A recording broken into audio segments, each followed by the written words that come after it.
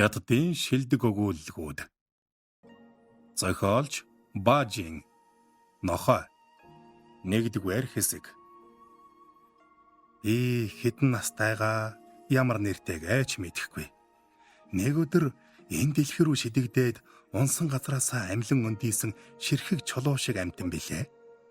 Эцэг их маань ямар хуулс байдгийг мэдэх юм алга. Би бол хинж тоож хардгуу хаягдсан эд зүйл шиг хүн. Тагжгаар туран хавьтай, шараарстай, харнууд, харуустай, навтгар хамартай. Үемсэн олны дунд хаягдаж, тэдэнтэй л эвлэрч зогтож амьдрахаар заяагцсан хүн юм да. Сайхан дурсамжаар дүүрэн хүүхэд нас хүн бүрд буй. Надад ч бас хүүхэд нас бий. Харин минийх бусад хүнийхээс тэсөөр. Би дулаахан гэдэс цатгалан байхыг бусдаар хайрлуулж инхрийлүүлэхийн сайхныг огт мэдэрч байсангүй. Миний мэддгийм гэвэл ёрдөөл хүйтэн өлсөглөн хоёр. Нэг өдөр яг ямар өдөр гэдгийг санахгүй байна. Нүүр дүүрэн үрчлээ болсон нэгэн туранхай өндөр өвгөн өмнө минь ирж зогсоод "Чиний насны хүү сургууль явж байх ёстой шүү дээ. Сайн боловсрол эзэмшнэ гэдэг амьдралд хамгийн чухал зүйл" гэж чин сэтгэлээсээ хэлж билээ. Түүнийг ингэж хэлснээс хойш би өлсөж даарахын зовлонгооч умартаад сайн боловсрол олж авах эрэлд гарав. Хаа сайгүй явлаа. Сүр жавхлантай том барилгаас авахуулаад ёрдын шавар тагзанд хүртэл очлоо. Бүгдээрээ л сургууль юм байх. Би боловсрол эзэмших гээ чинь амьдралын хамгийн чухал зүйл гэдэг тэр үгийг санан өнөөх байшингуудын үүдээр толгойгоо өргөн явж орно. Ёрдын нэг байшин эсвэл хээхвар болсон тансаг өрөө байсан ч эхэлж үүдэн дээр тосхуулсан ээлдэг зөөлөн эсвэл адын муухай харьцсан ч тэр сургуулиудаас би нэг л янзын хөдөлбөргүй хариу сонсож байв. "Явж үз, энэ чиний байх газар биш." Биеийг минь чивчиртэл ташуурдах шиг хатуу гэс. Хамаг бие минь шархирах шиг санагдана. Би толгоогоо унжуулаад үг дуугүй тэндээс гарахч сургуулийн доторх хүүхдүүдийн шууган инээлтэх нь чихэн дотор минь хон хадилж ингэнэн үлдэнэ. Ингэж л би анх удаа үнэхээр хүн эсэгтэй эргэлзэж эхэлсэн юм. Эргэлзээ маань өдөр ирэх тусам нэмэгцээр. Энэ тухай аль болох бодохгүй хичээвч дотоод дуу хоолой минь "Чи үнэхээр хүн мөн үү?" гэж тасралтгүй асуусаар байлаа. Орхигдсон сүмийн голд шүтэн бурхны шуумал дүр байх. Бурхтад чадахгүй зүйл үгүй шүү дээ. Ингэж дотроо бодлоо. Шүтэнийг халхалсан хөшигсэлт юу ч хөө болохоор мөн дүр нь нэн сүртэйгээр нүдний өмнө ээлхэн харагдана. Өнгөн тал нь зулгарч нэг мутар нь хугараад унчихсан ч шүтэн л бол шүтэн шүү дээ. Тэрл хагарч цавцсан шүтэний өмнө би өвдөг сөхрөн суугаад "Ариун шүтээ минь, би үнэхээр хүн мөн үү? Мөн бол ядаж дохио тэмдэгч болох нэ үзүүлээч" гэж залбирлаа. Тэр миний залбиралд ёр хариулсангүй. Зүүдэнд ч болов дохио тэмдэг үзүүлсэнгүй. Гэвч эцэст нь би тэр асуултынхаа хариуг өөрөө олохоор шийдлээ. Яг энэ байдлаараа би хэрхэн хүн гэгдэж болох вүлээ? Миний санаархал хүн гэдэг үгийн ариун дагшин чанарыг доромжилсан хэрэг биш байгаа гэж бодов. Ингэж бодох үе над шиг амтэн үнэхээрч хүн байх боломжгүй юм шиг санагдаж амьдарч ирсэн амьдрал минь гэмтхэн л утга учиртай болоод ирлээ. Нэгэнт л хүний тооноос хасагдсанаас хойш яг л нохой шиг хоолны шавх руу эргүүлдэж явдаг болвоо. Би ер нь золбин нохоор хуул амтан болж таарав. Нэг өдөр надад нэгэнт л би хүн биш төрөл буруу амтнаас хойш өөрийгөө зарж худалдаж болох юм. Өөрийн хүчээр олигтой амьдралтай залгаж чадахгүй бол надад анхаарал халамж тавих хэн нэгний гарт очихын дээр намайг авч гимэн буулганд зүтгэдэг мал болсон ч яахав гэсэн бодол орж ирлээ. Ингэж шийдснийхээ дараа би зарна гэсэн тэмдэглэгээ бүхий пайц хийж нуруундаа үрээд худалдан авагчдад тоогчих санаатай харцахын гудмуудаар хэрэндээ л толгойгоо өндөр төргөөд алхаж гарав. Өөртөө хатуун тогтоохыг ч хүссэнгүй. Намайг авч хэмлэх яс шидэж өгөөд байх хэнд ч болов бүх насаараа яг л нохой шиг үнэж зүтгэх болно. Гэвч нар ургахаас нар шингэх хүртэл зогсоход эвгүүцэж яр байсан хүмүүс л өмнөр хойгуур зөрж ганц нэг хүүхэд нуруунд дээрх пайзын минь оролдон дайжгэнснүү гэхээс өөр хинч намайг тоож сонирхсонгүй. Би эцэж ядарч маш их өлссөн байлаа. Чингээд өнөөх хуучин сүм рүүгээ буцхаас өөр аргагүй болов. Замын хажуугаас хэн нэгний хайсан ганц манту боллоо. Шороотой холилдож чулуу шиг хатсан мантуг яаж ээж угаад идэж орхив. Ходоод минь яг л нохойн шиг юу ч шингэж чадах юм байна гэж бодоод хэрэндээ жаахан баяслаа. Хуучин сүмд хэнч байсангүй. Өөрийгөө зарах гээд чадаагүй маань намайг хүний тоонд багтахгүйгээр зогсохгүй түүнээс ч 7 ондор ямар ч хэрэггүй амтан болохыг баталж өглөө. Ингэж бодоод ойлж эхлэв. Тэгтээ хүний нулимс үн цэнтэй байдаг бол наадмитийн хэрэггүй амтны нулимс ямар ч үнэгүйг ухаарсан юм. Би шүтэнийг залсан зандан ширээний өмнө бохирч суугаад уйлаад л байлаа.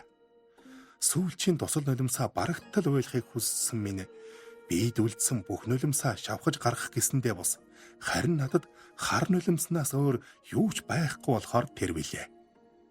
Сүмд нүдэ бүлцийтэл уйлсны эцэст бүр ордуу тавин хашгирмаар санагдаж нэгэн сүрлэг сайхан өргөөний үүдэнд гүйн очив. Гэвч хэтэрхий даарч өлссөн болохоор юун хашгирах мантай. Орд үүднийх нь нэгэн буланд нуугдаж суухаас өөр аргагүй болов. Нулимсаа залиглан уйллаа. Мэгших дуунд маань ходоодны хоржигнохын дарагдана. Тэгж байтал барууны сайхан хүрм өмссөн зүс царай сайтай нэгэн залуу гарч ирлээ. Тэр над руу нүднийхээ болон гарч харсангүй. Бас ганган хар нөмрөхтэй дунд хэр насны ир додгош явж орлоо. Тэр ч мөн намайг тоож харсангүй. Тэнд байгааг минь үл хайхарсан олон хүн орж гарна. Гэтэл өндөр байд руу нэгэн ир гарч ирлээ. Тэгснээ над руу алхаж ирээд "Зайл, чам шиг амтанд уйлах мухарч олдно виви" гэж харав. Түүний үгс аянгийн дуу шиг толгой нэргэн цуурайдлаа. Тэр намайг яг л нохоогоо жанчих мэт өшгчэн зодов. Надад өөдөөс нь хэлэгч үг олдоогүй тул толгоогоо гараараа хаагаад бушуухан тэндээс зайлж одлоо. Тэгээд өнөөх сүмдээ эргэн очиж газарт тэрийн хадан унаад яг л шархадсан нохоо шиг гаслан ойрдуу тавив. Сүмийн шүтэн зовхоо буулгаж зодоор болсон зовлогын минь харцаараа айлбихэж. Нулимс минь барагджээ. Би шүтэний өмнө сөхрөн унаж над шиг амтанд хүн заяа ноогдохгүй. Гэвч энэ хорвоо төрснөөс хойш өөхөх хүртлээр яаж игээд амьдрдаг л байх та. Эцэг ихчгүй орхигдсан гомби гоцон толгой надад эцгийн оронд эцэг болж өгөөч. Ариун шүтээ минь. Над шиг амтныг тоож хардаг нь энэ хорвоод танаас өөр хэн байх вүлээ хэмээн царайчлан гуйлаа. Шүтэн чив чимээгүй дүнсийж ганц ч үг үлхэлнэ. Гэвч өрөөсөн мутар нь хугарч цавтгаж хагарсан энэ шүтэн одоо миний эцэг болжээ. 2 дугаар хэсэг. Би өмнөхийн адил хэмлэх яс гуйхаар хэрэн хэсэж яваад ходоод руугаа шидчих жаах юм олдгүй үгүй юу өнөөх сүм рүүгээ яаран буцдаг боллоо. Учир нь би одоо бусдын адил ард минь хүлээх аавтай болсон шүү дээ. Тэр норж унах шахсан сүм миний гэр болж тайтгаруулах ганц ч үг унгаж үзээгүй бурхны шуумал миний эцэг болсон нь эргэлзээгүй үнэн билээ. Тэрж бүхэл энэ бол намайг орхин явахгүй энэ хорвоо дээрх цорын ганц зүйл юм. Миний гэр бүл. Өлсөж даарах зотруу амьдралын дунд цаг хугацаа мөн ч хурдан өнгөрөв. Тэгтэл хачин жигтэй хөслүүд дотор минь үндэслэж эхэллээ. Би хүн биш гэдгээ хангалттай мэдсэн. Гэвч түүнийг саргалзан чухам хүндэл байж болох хүсэл шунлууд дотор минь ургаж өндийсээр байв. Би сайхан хоол идэн сүрлэг том байшинд сууж гоё хувц өмсөн дулаахан хөнжилж шургаж бусад хүн шиг л амьдрахын хүслэнд автан байж ядаж байв.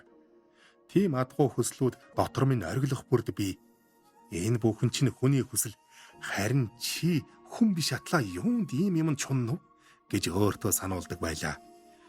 Гэвч нохойн биед минь халдан иргэшээх хүний хүслүүдийн довтлогоо зогссонгүй.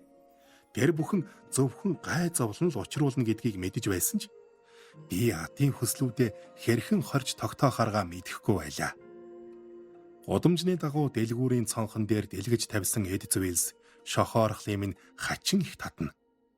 Нэгэн удаа явган зам товшин алхах хоёр сайхан хөл дээр харц минь өөрийн ирэхгүй тусав.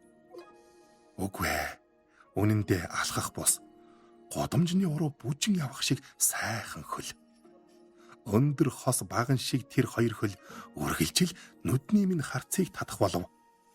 Заримдаа тэр хөл годомжин дах хүн тэргэн дотор нэгэн дээрээ давхарлаж суудалд наалдах нь үзэгдэнэ. Тэр хоёр хөлийг холоос олж харах болгондоо би өөрийн ирэхгүй араас нь дагна. Харц минь тэдний хойноос нэхэж очихын үест оюун ухаан минь гэнэт мэдээтэй байгаач чи чинь хүн биш шүү дээ хэмээн сануулмагц хамаг эр зориг минь замхарч оддог байлаа. Бас нэг өдөр өнөөх хоёр хөл хажууд нь нэг цагаан хав хэвтэж байх нь харагддаг юм байна. Тэр хав өнөөх сайхан хөлийг толгойгоороо налан хэвтэж бүр өвдөг дээр нь цорын гарна. Надад итгэл төрлөө. Учир нь энэ бол тэр сайхан хөлд зөвхөн хүн л дөхөж болно гэсэн үг бишийг харуулж буй хэрэг. Нохойд хүртэл иймэрхүү нялуурал зөвшөөрөгддөг аж. Ингэж бодоод би өнөөх хоёр сайхан хөл рүү харайлган яг хүрдгийн даваан дээр хаанаас ч нэг гар гарч ирээд ар шилнээс минь зууран авлаа. Нүд чин сохорчхоо юу гэх хэн нэгний дуу чихэнд хадаад би хөсөрч чулуудагдав. Тэгтэл дотор муухайрч тарих толгой дүүнгтэн отод тэнгэр нүдний өмнө нэг цэлмэд ухаан балартхан тэр. Намайг арайхийн өндийхэд эргэн тойронд элэглэж тохуурхсан улсын нүүр царай шавчихсан. Харин өнөөхөл алга болсон байлаа. Тэдний хачин жигтэй энээлдэх дуу чихийг минь огтчих шиг өвдөх аж. Би ч хоёр чихээ дараад тэндээс хумг зугтав. Чохом тэгжэл би өөрийнхөө байр байдлыг бүрэн ойлгосон юм. Өнгөрсөн жилүүдэд би өөрийгөө нохой гэж итгэн нохойн амьдралаар амьдрах гэж улайр нь зүтгэж байжээ. Харин одоо л би өөрийгөө хитрхи өндөр үнэлж байснаа ухаарав. Шалбаагт хутгсан зүрх сэтгэлээ арайхийн даах би хуучин сүмдээ эргэн ирж голын шүтээний хөл дор бодол дарагдан суулаа. Нүдэнд минь өнөөх үзэсгэлэнт хоёр хөл рүү цоройн эрхлэх цагаан хав үзэгдсээр. Түүний тансаг харшид сайхан хоол идэж дулаахан хэвтэрт бусдын хайранд хөлбөрч хэвтэн төсөөлөгдөж атаархал голын минь орооно. Би газраар мөлхөн толгоогоо шидэлж бөхсөө шарвалзуулан хав хуцлаа. Нохой байж тэнцэх хэсгээ үзэх гэж хамаг байдгаар хичээж буй минь тэр. Хуцах дуу минь яг л жинхэнэ нохой шиг сонсогдож байлаа. Ямар таач энэ удаа нохойн төрөлд тэнцлээ гэж өөртөө итгүүлв. Ухаангүй баярлах чиг. Тэгэх тусам газар шинжлэн дөрвөн хөл дээрээ мөлгсөөр л байлаа. Гэвч удлгүй хөл минь бадаарч толгой дүүрээд босохгүй бол горьгүй болов. Готрал гойныг минь намайг нохойн заяанд ч тэнцэхгүй амтан болох бодит үнэнтэй нүүр тулахыг шаардах үед би шалан дээр ахин хөрвөөгөөд цөхөрсөндөө гангнан гасаллаа. Тэгснээ голын шүтээний өмнө өвдөг сөхрөн суугаад нулимс мэгтэл зүүлэн байж ариун шүтээ минь авралт эцэг минь намайг яг өнөөх цагаан хав шиг нохой болгоод өгөөч хэмээн царайчлан гуйв. Тэр надад хариулсангүй. Өдөр бүр би дөрвөн хөллөн мөлхөж улин хоцовч нохоон заяад унах аз дутсан хിവэрэж. 3 дугаар хэсэг. Би шар арис, хар ус, хар нүдтэй, навтхар хамартай, туранхай атлаад давжаа биетэй нэгэн билээ. Гэвч гэрэлтсэн цагаан арис, шаргал үстэй, маргадын ногоонууд, өндөр хамартай, бие бэлдраар сүрлэг сайхан хүмүүс энэ хорвоо дээр бас байх. Тийм хүмүүс ганцаараа, хоёулаа, гурвуулаа годамж уруудан эсвэл явган замаар толгоогоо бардам гихчин өргөөд ийш тийш харц шилбүрдэн алхана. Тэд өргөн годамж бүхэлдээ өөрсдийнх нь аятай дураараа хашгиран дуулж хөгжин инээлдэж явдагсан. Тэдний хажуугаар бусад хүн эхэл зүрх алдан зөрөх юм уу? дороо зогсоод хажуугаараа өнгөрөөж харагддаг юм. Нээлт бидний хүн гэж нэрлэгсэж дотроо өөр төрөлд хуваагддаг аж. Миний өдөр бүр харж байдаг хүмүүсээс илүү дээд төрлийн хүмүүс бас байдгийг олж мэдсэн нь надад ёстой цочор сонин зүйл болов. Тэд бол цагаан малгай духлуулан, хөх хэмжээртэй цагаан дүрмд хувц өмсөж, өсөрхөг цээжээ ил гарган ингэрээ ярсан хүчрхэг эрс билээ. Хоёулаа, гурвуулаа, дөрвүүлээ явж буй энэ төрлийн авраг хүмүүстэй гудамжинд дандаа тааралдана. Тэд үргэлжил дуулж, инээлдэж, хашгиралдаж, эсвэл барьж авсан лонхороо хүмүүсийг балбаж, хүүхнүүдийн нүрийг илээд авах нь харагддаг юм. Заримдаа тэд өвөр дээрээ өнөөх үзэсгэлэнт хөлнүүдийг суулгачихсан хүн тэргэнд заларч явах нь үзэгдэнэ. Бас миний мэдхээс хитрхи харь хэлээр ярихыг яана. Хүмүүс тэднээс аль болох дөлсхийн.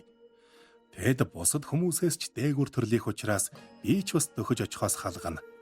Над шиг амтан тэднийг холоос харж нууцхан бишрэхээс өөр яаж чадах вүлээ? Би дотроо тэдэнд сайн сайхныг хүсэж, энэ хорвоо дээр тийм хүмүүс байгаад багч болох нэ уужрах шиг болдгсон. Чухам тэднийг харж би өөрийн шанал зовлонгоо төрж хатугаа мартдаг байв. Уг нь би тэднийг далдхан биширч сэтгэлдээ ажиллахын зэрэгцээ тэдэнд дөхөн очиж бузар буртгаа халдаахгүй юм шүү гэж өөртөө үргэлж сануулдаг юм. Гэвч нэг удаа тэдэнтэй тун ойр таарчихваа. Нэгэн өдөш би цааш алхах ямар ч тэнхээгүй ултлаас сольдсон амтан замын эсрэг талын хан налаад хэр дайр цус нүжинд халтарцсан нүцгэн хөлөө баримиглан сууж байв. Хэтөлснөөс зүрх дэлсэн. Нүдэс сүми манарчээ. Эргэн тойрны бүх зүйл бүдгрээд явчихав. Өнөөх дээд төрлийн хүмүүсийн нэг нь хажуугаар өнгөрч явсныг ч анзаарсангүй. Эцэст нь нэг юм түүнийг харж арай их юм боцоод зугтахаар завдсанж хитрхи оройцсон байлаа. Шөвгөр үзүүртэй гутлын хоншоор зүүн гаран дээр минь тасхийн буухан тэр гар минь салаад унчих шиг болж тэсгэлгүй өвдсөндөө би газартаа очиод дэвхцэн хөлбөрлөө. Тэгтэл өнөөх эрхэм хүн маань нохой гэсэн ганцхан үг над руу нулимхан тэр. Би хөндөөрлсөн гараа базлан байж нохой гэсэн өнөөх үгийг аманда ахин дахин давтна. Тэндээс би хуучин сүмдээ эргэн ирээд өвчнөө шууд 100 тэсэж байгаад газраар мөлхөн толгоогоо хаилж бөксөө шарвалзуулан байдгаар авахцв. Чихнээсээ нохой болчихсон юм шиг санагдах вэ? Баяр хөөрөөр зүрх болиглж тажигнтал инээн залгаад хацар дээгүр нулимс бөмбөрлөө. Энэ удаад би чихнээсээ нохой болчихсноо мэдэрсэн хэрэг. Би голын шүтээнийхээ өмнө сөхөрт суугаад ариун шүтээ минь, авралт эцэг минь танд хэрхэн талархах учраа олохгүй байна. Одоо би нохой болсон. Учир нь өнөө хөршгүй дээд хүмүүсийн нэг нь өмнө минь гарч ирээд намайг нохой хэмээх эрхэм нэрээр ажиллаа шүү дээ. Хэмээн баяр талархлаа очив. Ариун шүтэн ганц үгээрч хариу дуугарсангүй. Харин би яг л нохой шиг энэ тэрвгээр мөлхөн их дуугаар уйлан хуцаж гарлаа. 4-р хэсэг. Тэгж байтал өнөөх үзэсгэлэнт хоёр хөлтэйгөө ахаад л таарчхав. Над руу чиглэн ирж явхан тэр. Хажууд нь өнөөх цагаан хав дагжээ. Тэднийг ойртон ирэхийг би тэсэн ядан хүлээж байлаа. Зүрх минь баяр хөөрөөр булиглана. Учир нь одоо би ч бас нохой шүү дээ. Арьсан гутлын шав хийх дуу улам ойрцоор хав нь хуцаж байна. Гэнтхэн тэр над руу ноцож хувцсны тамдгийн маань хүү татж эхэллээ. Би ч газарт унаад өнөөхтөө чинь ноцолдож хазахт нь хариу хазан ярдаглаж гарав. Гэнэтхэн муу нохой наатахаа тавь гэх цээлхэн дуу хадаад өнөөх үзэсгэлэнт хөл дээшээ өргөгдөн толгой дээрээс минь цавчин буулаа. Би өнөөх нохойтой нь зууралдсан хിവэр газрын уруу өнхрөв. Энэ тэнд бөөн дуу шуу хадаад явчихлаа. Тал талаас хүмүүсийн гар гарч ирээд намайг зодож цохивч би өнөөх хавын тавихгүй тас зууралцаар байлаа. 5-р хэсэг.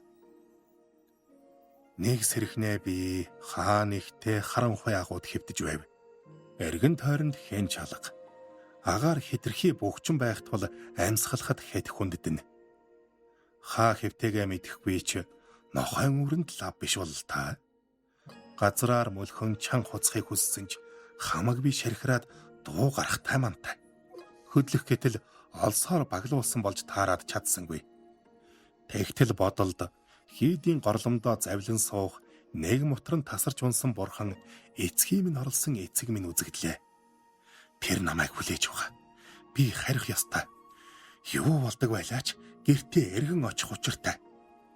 Хичнээн өвдөж байсан ч би нохой хэвээрээ байгаа. Уйлан дуулж хутсан хэмгчхийг хүснэ. Тэгээд өнөөх мөн хүлгийн тас хазж хайчхаад эзгүй сүмийнхээ зүгт давхиж одлоо. Тогсов орчуулсан Батсуурийн баясгалан